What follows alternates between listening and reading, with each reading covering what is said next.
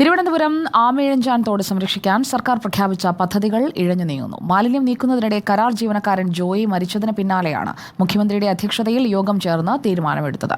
Railway ടണലിലെ മാലിന്യം നീക്കം ചെയ്യുക, ഫെൻസിംഗ് കെട്ടി തോടിനെ സംരക്ഷിക്കുക എന്നതായിരുന്നു പ്രധാന തീരുമാനം. എന്നാൽ തീരുമാനമെടുത്ത് ഒരു മാസമായിട്ടും ഫയലുകൾ ചുവപ്പ് നാടയ്ക്കുള്ളിൽ വിശ്രമിക്കുകയാണ്. റിനു ശ്രീധർ തയ്യാറാക്കിയ റിപ്പോർട്ട്.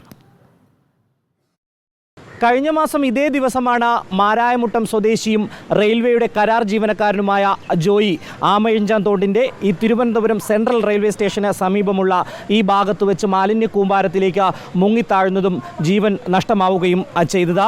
അതിനുശേഷം 18-ാം തീയതി തന്നെ മുഖ്യമന്ത്രിയുടെ അധ്യക്ഷതയിൽ യോഗം ചേർന്ന കൃത്യമായി തന്നെ തിരുവനന്തപുരം നഗരത്തെ മാലിന്യങ്ങൾ നീക്കം ചെയ്യുന്നതിനും ഒപ്പം ഈ ആമയിഴഞ്ചാൻ തോടിൻ്റെ ഭാഗത്തെ ഈ ടണൽ, റെയിൽവേയുടെ ഭാഗത്തുകൂടി ഒഴുകുന്ന ഈ ടണൽ പൂർണ്ണമായി ശുചീകരിക്കാനും ഇതിനുള്ളിലെ മണ്ണും ചെളിയും നീക്കം ചെയ്യുന്നതിനും കൃത്യമായി തന്നെ ഒരു പദ്ധതി നടപ്പിലാക്കുകയും ചെയ്തു. ഒപ്പം 2 കിലോമീറ്ററോളം ഈ ആമയിഴഞ്ചാൻ തോട്ടിൻ്റെ വിവിധ ഭാഗങ്ങളിൽ ഫെൻസിംഗ് കെട്ടി മാലിന്യങ്ങൾ ഡംപ് ചെയ്യുന്നത് തടയുവാൻ വേണ്ടിയിട്ടുള്ള ഒരു തീരുമാനത്തിലേക്ക് പോകുന്നു.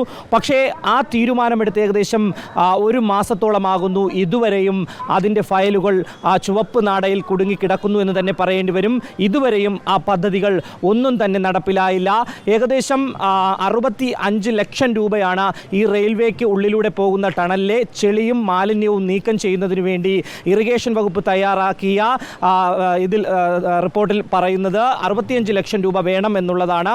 ഇതിനായി നഗരസഭയുടെയും ഇറിഗേഷൻ വകുപ്പിൻ്റെയും സംസ്ഥാന സർക്കാരിൻ്റെയും സംയുക്തമായി ചേർന്നൊരു യോഗത്തിലായിരുന്നു ഇത്തരമൊരു തീരുമാനം എടുത്തത്. പക്ഷേ ഈ റെയിൽവേ അധികൃതർ ആ സമയത്ത് തന്നെ കൈമലർത്തുന്നൊരു സാഹചര്യം ഉണ്ടായി. അവർക്ക് അതിന് വേണ്ടി ഒരു പണം ചിലവഴിക്കാൻ ഇല്ല എന്നുള്ളതാണ് അവർ പറഞ്ഞത്. അതിനുശേഷം ഇറിഗേഷൻ വകുപ്പ് കൃത്യമായി തന്നെ ഈ റിപ്പോർട്ട് സർക്കാരിലേക്ക് സമർപ്പിച്ചു. ധനവകുപ്പിൽ ഈ പണം നൽകണമെന്ന് ആവശ്യപ്പെട്ടുകൊണ്ട് സർക്കാർ റിപ്പോർട്ട് നൽകുകയും ചെയ്തിട്ടുണ്ട്. പക്ഷേ ധനവകുപ്പിൽ നിന്നൊരല്പം പോലും ഈ ഫയൽ മുന്നോട്ട് നീങ്ങിയില്ല എന്നുള്ളതാണ്. 65 ലക്ഷം രൂപ, അതായത് 18-ാം തീയതി യോഗം ചേരുന്നു, 20-ാം തീയതി ഇവിടെ എത്തി ഇറിഗേഷൻ വകുപ്പിൻ്റെയും അതുപോലെ തന്നെ നഗരസഭയുടെയും അതുപോലെ തന്നെ സംസ്ഥാന സർക്കാരിൻ്റെയും റെയിൽവേയുടെയും ഉദ്യോഗസ്ഥർ എത്തി പരിശോധിച്ചാണ് ഈ 65 ലക്ഷം രൂപയുടെ ഒരു എസ്റ്റിമേറ്റ് തയ്യാറാക്കുന്നത്. അതിനുശേഷം ഈ പദ്ധതികളൊന്നും തന്നെ നടപ്പിലാകില്ല എന്നുള്ളതാണ്. പക്ഷേ ഒരു കാര്യം എടുത്തു പറയേണ്ടിയിരിക്കുന്നു.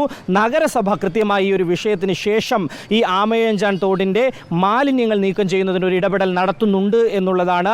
അത് നമ്മൾ പറയാതിരിക്കാൻ കഴിയില്ല. കാരണം ഈ ദൃശ്യങ്ങളിൽ നിന്ന് തന്നെ നമുക്ക് വ്യക്തമാണ്. കാരണം ഈ ജോയിയുടെ മൃതദേഹം കണ്ടെത്തിയ ഗണപതി ക്ഷേത്രത്തിന് സമീപമുള്ള ആമയിഴഞ്ചാൻ തോടിൻ്റെ ഭാഗം പരിശോധിക്കുകയാണെങ്കിൽ അന്ന് മാലിന്യ കൂമ്പാരത്തിൽ മുങ്ങിത്താഴുന്നൊരു സാഹചര്യത്തിലായിരുന്നു മൃതദേഹം കണ്ടെത്തിയത്. ഇന്ന് പക്ഷേ അങ്ങനെയല്ല. മാലിന്യം അവിടെ ഇല്ല എന്നുള്ളതാണ്. പൂർണ്ണമായി മാലിന്യം നീക്കം ചെയ്യുന്നു എന്നുള്ളതാണ് ഈ കണ്ടു നിൽക്കുന്നവർ അല്ലെങ്കിൽ പ്രദേശവാസികൾ പോലും പറഞ്ഞു വെക്കുന്നത്. അപ്പോഴപ്പോഴായിട്ട് വന്ന് അവർ മാറ്റുന്നുണ്ട്. കോർപ്പറേഷൻ്റെ ഭാഗത്തുനിന്ന് മാറ്റുന്നുണ്ട്. ചവറ് ഡംപ് ചെയ്യാൻ താമസിക്കുന്നില്ല. മൊത്തത്തിൽ പഴവങ്ങാടി വഴി പോകുന്ന ആമയിഴഞ്ചാൻ തോട്ടിലൊക്കെ ഇപ്പം വളരെ വ്യക്തമായിട്ട് വെള്ളം കാണുന്ന രീതിയിൽ തന്നെ എല്ലാം മാറ്റിയിട്ടുണ്ട്. നഗരസഭയുടെ ഈ ഒരു ഇടപെടൽ കൃത്യമായി നടക്കുന്നുണ്ടെങ്കിലും റെയിൽവേ അധികൃതരും ഒപ്പം ഇറിഗേഷൻ വകുപ്പും, റെയിൽവേ അധികൃതർ ആ സമയത്ത് തന്നെ കഴിയുന്നൊരു സാഹചര്യമുണ്ടായി.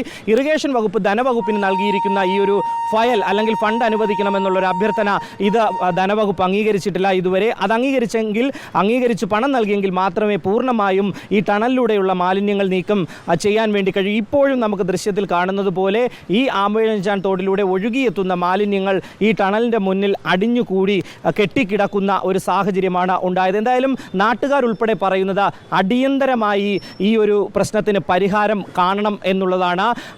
ധനവകുപ്പിനോട് നമുക്ക് പറയാനുള്ളത് ഇതൊരു വലിയ പ്രശ്നമാണ്, അത്ര ചെറുതല്ല. ഒരു ജീവൻ പോലും നഷ്ടപ്പെട്ട ഒരു സാഹചര്യമുണ്ട്. അതുകൊണ്ട് തന്നെ അടിയന്തരമായി ഇതിനുവേണ്ടി ഫണ്ട് അനുവദിക്കണമെന്നുള്ളതാണ്. റെയിൽവേ അധികൃതരോടും പറയാനുള്ളത് അങ്ങനെ കൈമലർത്തിയിട്ട് കാര്യമില്ല, നിങ്ങൾക്കും ഇതിൽ ഉത്തരവാദിത്വം ഉണ്ട് എന്നുള്ളത് തന്നെ. അതുകൊണ്ട് തന്നെ ഈ പ്രശ്നത്തിന് ശാശ്വതമായൊരു പരിഹാരം കാണണം എന്ന് തന്നെയാണ് നമുക്ക് ഈ സാഹചര്യത്തിലും പറയാനുള്ളത്. വീഡിയോ ജേർണലിസ്റ്റ് വിഷ്ണുവിനൊപ്പം reporter Rinu Sreedhar, in reporter, Thiruvananthapuram.